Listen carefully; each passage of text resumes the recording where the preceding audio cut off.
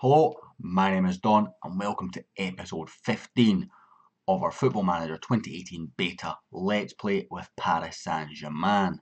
Today we are taking on the only team that have beaten us in the Champions League group stages since the start of this series, Galatasaray. They scored a wonder goal about 2 games ago if you remember. We absolutely bust them for the full 90 minutes and we lost 1-0 to that wonder goal. I think it was our only shot on target. Already selected my team. We're going with De Gea, Dani Alves, Umtiti, Godin, Alexandro, Vidal, and then going Verratti, Mbappe back from injury, Neymar, and Icardi up top. Mbappe won't last the full 90. I'm already not regretting that decision because I could change it right now. What's the word I'm looking for? Prepared to make that sub is the kind of gist of what I was trying to say. Excepting that the last episode was Napoli. We won 2-1 if I remember correctly. We then beat Bordeaux 2-0. Brace from Mauro Icardi. I've just butchered his first name. We called him Marco this whole time. Ouch. Then we drew 0-0 to Angers. Very disappointing game, that one. We then beat Napoli 2-1. A late recovery from an early Napoli goal. It's the first time I remember changing tactics so much in a game, trying to get back in. We ended up playing a 4-4-2 diamond narrow and Robin up top with Icardi, and both of them scored to win 2-1. I was delighted with that. Then we played Metz, we lost 1-0. Don't know what happened. But after that, things changed. As you see, 9 goals scored since then, 0 conceded. 3-0 against Lyon. Icardi, Robin, Cavani, all on the score sheet. We then played Hoffenheim. Absolutely butchered them 4-0. They missed a sitter, but 4-0 did not flatter us at all.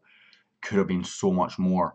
You see there, Umtiti 7.5, De Gea a 7.3, Vidal with a goal at 7.5 and a 7.1 for Verratti, and Kasper Dolberg, well, the guys coming off the bench at low 7s, late 8s, but everyone else going forward 9s, 8s. Was a complete performance for me. The best performance I've had out of this team or any PSG team I have had this series. And then we played Nantes. We won 2-0. A Neymar goal, Vidal got sent off, and then an own goal from their goalkeeper. It was one of those weird crosses that normally just gets tapped around the post. This time he tapped on the inside of the post. Thank you very much, Maxime Dupé. That leaves the league table looking like so. We are top of the league. We're 2 points clear of every team, but City and do have a game in hand. They lost their last game. They had 2 games in hand to Genamp. They beat them, which gives us a bit of hope. But the only other team that they've tasted defeat to this season was us on the opening day. We've had a fairly bleh season, or bleh start to the season. We've been very slow starters. We were last season, of course, as well. Remember, our Champions League form last season was brilliant, while our league form was, to be brutally honest, absolutely awful in the first 6 months. I was trying not to swear there. Dynamics, we'll just have a quick look at that. As you see, managerial support is good. They're enjoying playing the time, playing with me, but I'm failing to influence a number of players, which is fair enough. Marquinhos wants to leave, Cavani wants to leave, and Guedes wants to leave. He has agreed a deal. Marquinhos we can get an offer for. Cavani is back in the first team hunt. 57 players at the club, 29 in the first team who are considered to be happy. That's a lot of players, to be honest. Let's have a look at that. The Heritage. We've got Thiago Silva, Godin, Cavani as the team leaders. 2 of them have some issues, but it's okay. It's all good. They're happy for now, at least. Dani Alves, Neymar, Verratti, Rabiot, Nainggolan, Vidal, Draxler, Benzema, Pastore, Kurzawa, Umtiti, De Gea, Haudes, Robin, and Alexandro, all highly influential players. Icardi, Gelson, Martins, Fijesa, Mbappe, Marquinhos, Munir, and Goretzka, and Lopez. Key discussion here, all influential players, and I nearly forgot I signed Lopez, to be honest. We've signed him for, if I remember correctly, 12.5 million from Lyon. He has came in during the, I think what they call it is it's a funny named window anyway, but you can only sign players from France. I was looking specifically for players that were trained in France and hadn't played in Europe, or the Champions League rather. Lopez met that bill. I was looking specifically for right backs and goalkeepers, just to be a bit of backup to De Gea and Dani Alves respectively. Lopez was the guy that came about. I have used the money that I sold Guedes for, he has gone to Barcelona for 23.5 million, if I remember correctly. 2 offers. Can we see these offers, please? Here we go. Yep. So I rejected Man City's offer. I negotiated an offer from Chelsea, and I negotiated the offer from Barcelona at 23.5 million. They accepted that. Chelsea and Man City weren't willing to go that high, and I'd already accepted the 23.5 from Barcelona. So it was like, well, I'm just going to reject everything else then. I just see Messi joining as well, 100 million right to 548 million. Viking Dan rightly called me insane for that on Twitter earlier on today. I don't think anyone will beat that transfer record this year. Pretty confident in keeping it. Elsewhere, fairly happy with the team. I'm hoping to get maybe a bit of money in January. There's one player I want to sign. Just one. He hasn't played in the Champions League, so I'm quite good with that. That's the only reason why there's only one player I want to sign. To be honest with you, we're going to go with, I want you to control midfield. It doesn't reject it this time. That is good. I don't want you to go and grab us some goals, Icardi. Yeah, so basically the player I'm looking to sign plays for Arsenal. They didn't qualify for the Champions League again. You can probably guess, given the positions that I said that I was looking at, who that player is. We'll offload somebody and try and bring them in if the board give us money. Given the fact that I've just spent 548 million on one Lionel Messi who can't play in the Champions League, I'm pretty sure we're not going to get any money this time around. Last year they gave us 2 sets of money. This year they gave us it slightly earlier, but it was a much bigger amount. So I think that's the interesting point with that, is it's such a much bigger amount that I'm not expecting any money when I've spent it all. Did kind of just go and cheekily say to the board, go and give me some money for it. Neymar scores inside 8 minutes. Beautiful ball from Mbappe on his return from injury. Neymar at the back post just heads it home. So yeah, as I said, I'm not expecting any money. If we can offload a couple of players, then I will still make that move. I think I'm going to need about 60-70 million to make it happen, because Arsenal don't want to sell. Obviously, an offer from a team that's in the Champions League latter stages might put a bit of pressure on Arsenal to be forced to accept that. But as of right now, I'm not counting my chickens on that, because reality is, if they don't want to sell, it's a Premier League. You don't have to sell, regardless of the fact that PSG are willing to spend 50-60 million pounds on your player, because you're just going to make that in TV money in the next 3 weeks or something. We're 1-0 up here against the only team that have beaten us in the Champions League group stages. In fact, they're only one of 2 teams that have beat us in the Champions League period. We went out on away goals to Man City last year after a 1-0 away defeat. They lost 3-2 to us in Paris. So, big scalp that they got in that game. They are going through with us. If I remember correctly, this is the game for who finishes top. I think if they win, yeah, they would go through on head-to-head, because Champions League is head-to-head. I think we have the better goal difference, but with Champions League being head-to-head, I am pretty sure it'd be irrelevant because they'd beat us twice.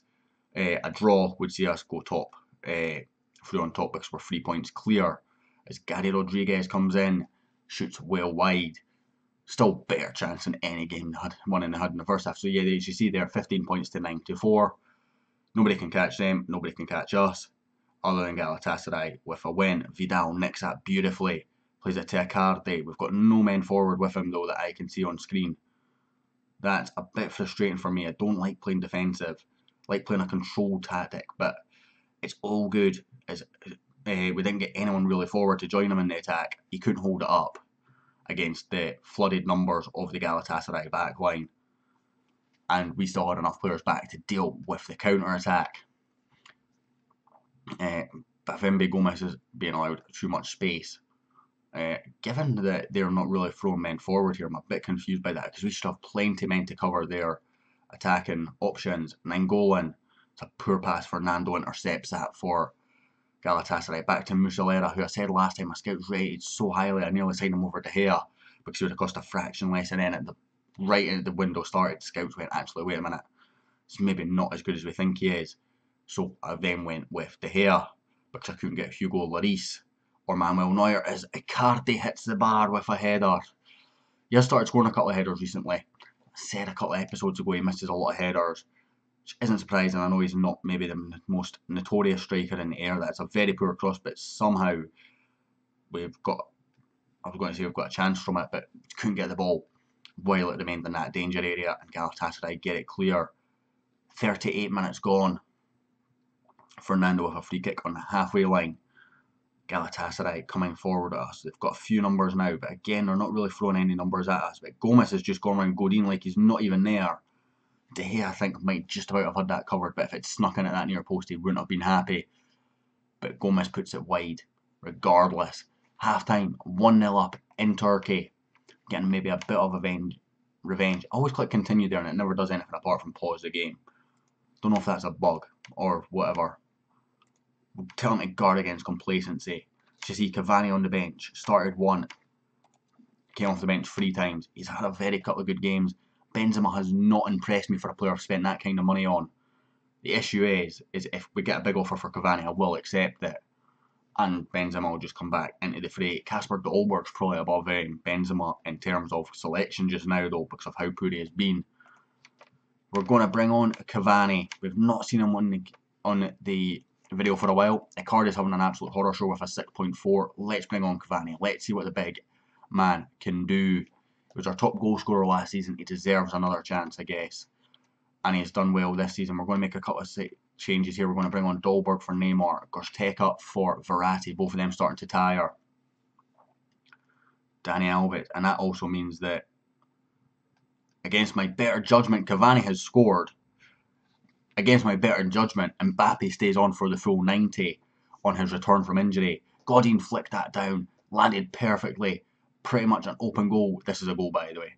Maybe not, he's taken a touch. It is still a goal. I need to remember, for those free kicks, just to stick someone on the edge of the area. I keep forgetting to do that. So frustrating.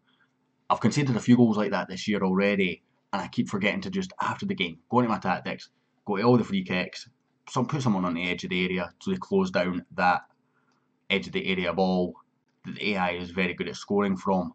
Maybe need to actually adjust and stick someone on it. Again, on my attacking ones, Vidal, Gorsteka, that's P-Poor, Gomez. It's a good tackle from Godin, but it found Yazin.